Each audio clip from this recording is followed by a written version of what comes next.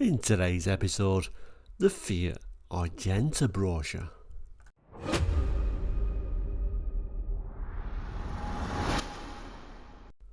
Hello and welcome back to Quarterlight. Now if you're new, Quarterlight is a car brochure channel looking at lots of different car brochures from around the world, like the one we're going to look at today, the Fiat Argenta. So let's have a look at that one now. So here is today's brochure, and don't worry, I'll zoom in a moment. So the Fiat Argenta, this one's from the UK from September 1982. Last week we looked at the Mirafiore, and similarly this is just a very small four-sided brochure at a time when they produced these, but you can certainly imagine them all on the dealership stand, can't you, all together. So yeah, Mirafiore, we kind of like said last week, rust was the main issue with them in the UK. They didn't last too well in the damper climates for sure, and so therefore a very rare car to see driving around in the UK, although I'm sure in warmer climates they're still running around. This, even rarer, the Fiat Argenta, almost like the flagship of the Fiat range at the time. And in the UK, big Fiats were never big sellers really, and this is the same with the Argenta. It's replaced the Fiat 132. And what can I say about it? Rust, again, was a major issue, but I'm pretty sure even when these were on the road and you could buy a brand new one, there weren't too many running around, so I'd imagine even rarer to see one of these compared to the Mirafiore. These arrived in May 1981 and ran till 85, and like I say, they replaced the Fiat 132. Let's just zoom in a little bit further on this brochure. Now excuse the ruler on there of course, but again, like the Mirafiore, I like the design. I like the design language of Fiats at this time. Yeah, they're a very square, boxy design, very sort of more reminiscent of the 70s than the 80s, but I did like the design. It was just a shame they did have so many rust issues. Now, like I say, replaced the 132, and I've just thrown a brochure up there for the Fiat 132. This is the Bellini version, which was the rare, top of the range, kind of like a bit of a limited edition version, but that was kind of like the super rare one. Same sorts of problems, rust issues, supremely rare, just like the Argenta. And for those interested, after the Argenta, the Fiat Chroma, which I think more people will remember. I think they did sell a few more Chromas, but still, like I say, big Fiats, never big sellers.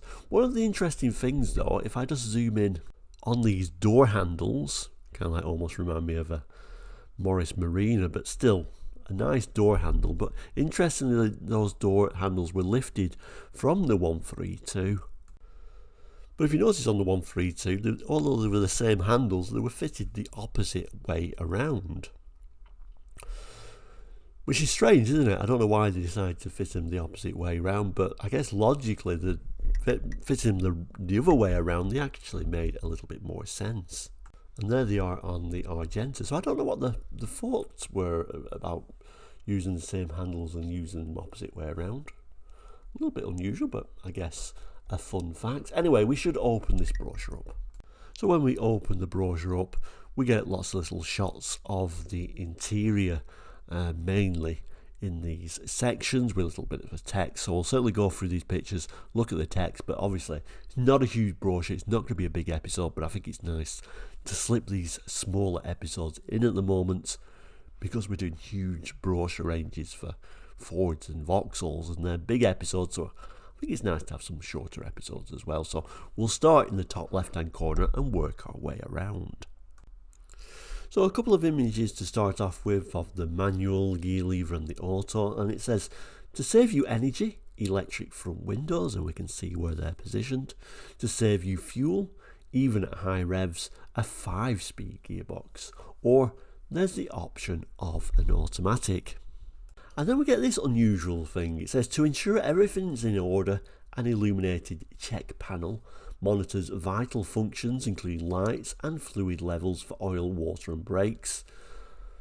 I think they made a big deal about this at the time, but it looks very, very basic here when we look at it now, but back in the 80s, I think that would have looked really futuristic, wouldn't it? And a little bit special.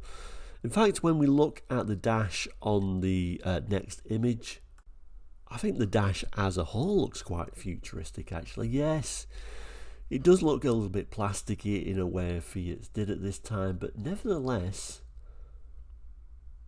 I do like it. There's something about it.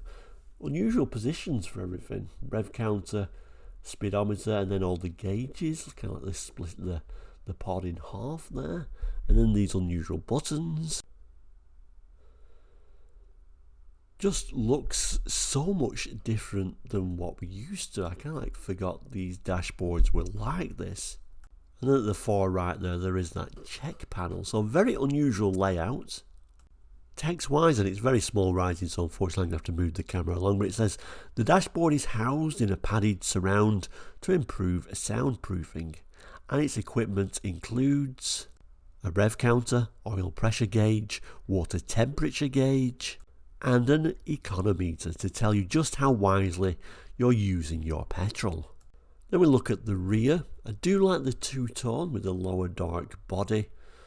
And I do like the smoked glass on those rear lights as well. That would certainly look very nice in the 80s. It tells us the long, sleek lines of the Argenta are well protected. A wide side rubbing strip, moulded resin bumpers, and of course a 6-year anti-corrosion warranty. Obviously, that was there because people did, even at this time, have worries about Fiat's longevity in terms of rust resistance. I've heard of these Fiats rusting after a couple of years, so I don't know what you had to do to get that 6-year anti-corrosion warranty, but you certainly would have been worth following it by the letter to get that warranty. Look at the boot, which is quite a huge boot considering the size of the vehicle. A 14 cubic foot boot that's big enough to take a typical family's luggage for 2 weeks away.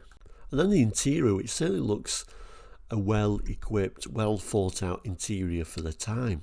We get the dash, which is kind of like trying to swoop around towards the doors, which would have looked really nice for the time. And then we get headrests all round, and a little bit of a armrest at the back there. Just to remind you, these were high-spec cars in their day. This one's actually showing it's got rear seat belts as well. I would imagine that would have been an optional extra though, I'm not sure.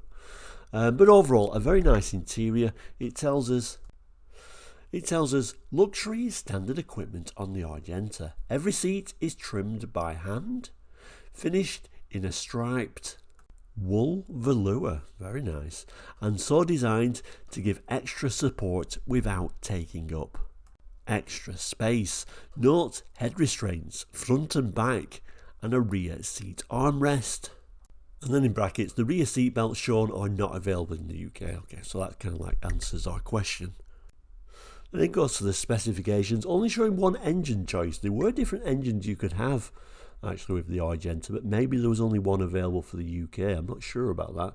But anyway, let's look what was on offer. It's using one engine, a 1995cc petrol unit, 113 bhp at 5,600 rpm, 123 pound-foot of torque at 3,700 rpm, 4 cylinders, 5 bearing, cylinder head, light alloy, cylinder block, cast iron, carburetor, compound choke downdraft with semi-automatic choke. Valve actuation twin OHC, electric cooling fan, electronic ignition, and then what have we got here? Specifications: steering recirculated ball with hydraulic power assist, so we've got power steering. Turning circle 35 foot 5. Front suspension independent, wishbones, coil springs, anti-roll bar. Rear suspension live axle, coil springs, radius arms. Brakes, vacuum servo assisted disc front, drums rear, independent brake circuits, load proportioning valve, wheel size 5.5J by 14 inch, tyre size 185 by 65 HR14. We're using Pirelli P6 tyres.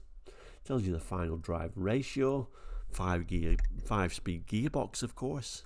Service intervals, or major service intervals, every 12,000 miles. We get PVC underbody protection, rear fog lamps, moulded resin bumpers, protective body side mouldings, side repeater indicators, hazard warning lights, carpeted boot, quartz halogen headlights. Fuel tank capacity 13.2 gallons, reflectors on all four doors, reversing lights, and the interior specifications are inertia reel front seat belts, 2-speed wipers with intermittent action, electric windscreen washers, dipping rear view mirror, adjustable steering column, heated rear window, metallic paint, a rev counter, oil pressure gauge, water temperature gauge, econometer, illuminated heater controls, rheostatically adjustable panel lights, lockable illuminated glove box, check panel, central door locking, external rear view mirror, adjustable from inside, tinted windows. It then goes through the dimensions. I'm not going to read all through those, but certainly pause the screen if you want to read the dimensions. And then under that entitled comfort, we get 5 mat pockets, 4 head restraints, rear passenger reading lights, 4 retractable translucent sun visors at front and sides. That's unusual, I'm not sure what it means by that. A vanity mirror, reclined front seats, armrests, stereo radio, ventilation, heating vents for rear passengers, cloth upholstery, illuminated cigarette lighter and ashtray, full carpeting, heater with 4-speed booster, digital clock, ashtrays in rear door panels, 3 roof-mounted grab handles, electric front windows, courtesy light with delay timer, and if you don't mind me just moving this manually, it tells you the performance and fuel consumption figures. So maximum speed 105.6 miles per hour, 0 to 62 in 11.6 seconds. Then we get the fuel economy figures. Again, I'm just going to move it manually, I think, for ease. So let's just pick constant 56. We're getting 36.7 mpg on the manual, 33.2 on the auto. Maximum towing capacity 24.6 cwt. Then we get various bits of information. Interestingly, it says the Argenta comes with the 6-year anti-corrosion warranty, which covers all major parts and is subject to annual inspections being carried out by a Fiat dealer, the cost of which must be done by the vehicle owner. Anti-corrosion warranty by Quarterlight. So you would have had to go back every year to your Fiat dealer, paid however much that warranty, that inspection cost to get that 6-year warranty. I'm sure a lot of people didn't do that, but obviously looking back now, obviously that was vital to keep up with that, because like I say, I think these things rusted after a couple of years. It's also interesting, it says the luggage shown in the boot is not available as standard or optional equipment, and if you did actually think that was the case. We then get the Fiat badge and the Fiat Auto UK address in Middlesex, and then finally, and there is our date, September 1982. So there we go, the Fiat Argenta. Please do post, as usual, your comments, experiences, views of the Argenta. I'm sure Rusty's going to come up somewhere, but certainly a very interesting car. And actually, I did overall like the styling of these Fiats at this time. Of course, this was the time when we moved away from sort of the 3-digit numbers to getting some kind of names on them. But anyway, we'll end as we always do by saying, please do consider subscribing. It is all completely free and very much appreciated. Also, you can become a member now. That is a small fee, and that is just to support the channel. I appreciate all those who have become members, as it is helping the channel greatly. But thank you so much for watching today. I'll pop up a couple of boxes up now, which will be for other episodes you may have missed. But thank you for watching Quarterlight today. Please do take care. We'll see you again soon, and goodbye.